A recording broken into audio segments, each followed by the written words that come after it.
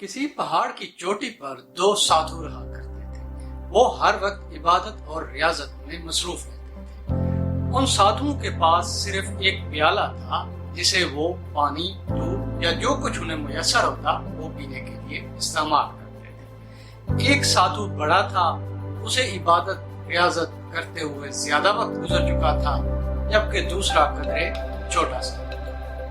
एक दफा यूं हुआ कि शैतान ने बड़े साधु के दिल में ये वसवसा पैदा कर दिया कि तुम तो बड़े हो, तुमने तो पहले इबादत शुरू की है, तुम्हारा तो निर्वाण का वक्त करीब है, तुम्हारी इबादत का जो सिला है तुम्हें मिलने वाला है। कहीं ऐसा ना हो कि तुम्हें निर्वाण मिलने लगे, तुम्हें तुम्हारा सिला मिलने लगे, मगर ये तुम्हारा जो साथी है वो उसका हकदार ना है। ये वसवसा बड़े साधु के दिल में आना था, वो बेचैन। उसका ना अब दिल इबादत में लगता था, ना किसी और चीज। वो परेशान था। छोटे साधु ने बड़े साधु से पूछा, क्या वजह है कि मैं देख रहा हूँ कुछ दिनों से आप बेचैन हैं, मुझे बताइए, शायद मैं कुछ मदद कर सकूं। बड़े साधु ने कहा कि मुझे लगता है कि हमारे जुदा होने का वक्त आ गया है।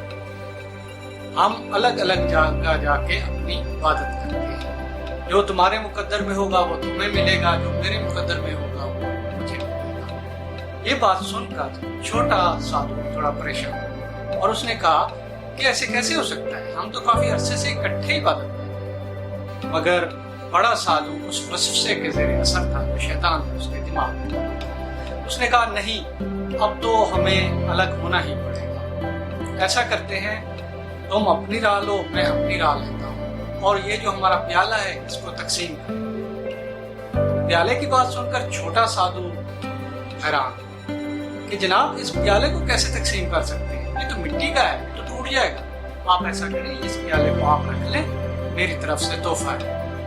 बड़े साधु ने कहा, नहीं, मैं तो इंसाफ करूँ, ये प्याला तकसीम हो। छोटे साधु ने कहा, तो फिर ऐसा करते हैं, इसको तोड़ देते हैं, मगर टूटा हुआ प्याला ना आपके काम का ना मेरे काम का।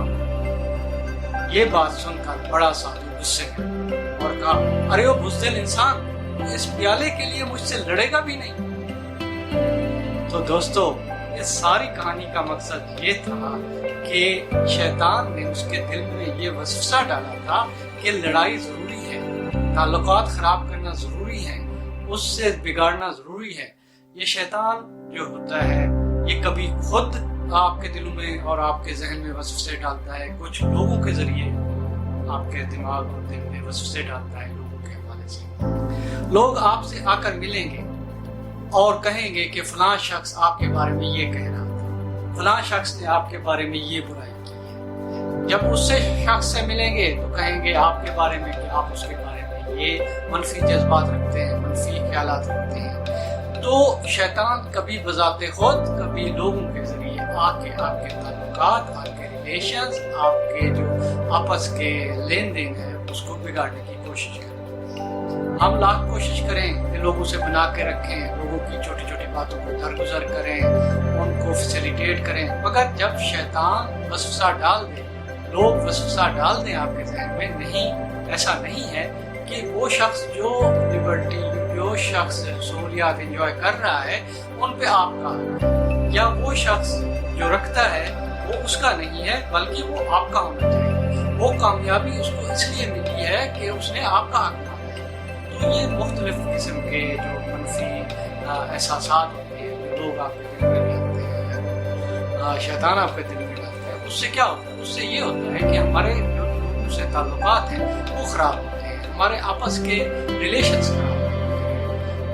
तो दोस्तों, जब आपके रिलेशंस खराब होने लगे, जब आपके रिलेशंस में कोई दरार आने लगे, तो अपने दिल से सोचिएगा, अपने दिमाग से सोचिएगा, तो देखिएगा कि क्या वजूहात है कि उस शख्स से तो मेरी अच्छी खासी दोस्ती थी, उस शख्स से तो मेरे ताल्लुकात बहुत अच्छे थे, ये अचानक बिगाड़ कैसे? उस बिगाड़ की वजह आप खुद हैं, या दरमियान में कुछ लोग हैं, या फिर शैतान के वसवसे। तो इन वसवसों से बचने के लिए, लोगों से बचने के लिए तो फैसला कीजिए, खुद फैसला कीजिए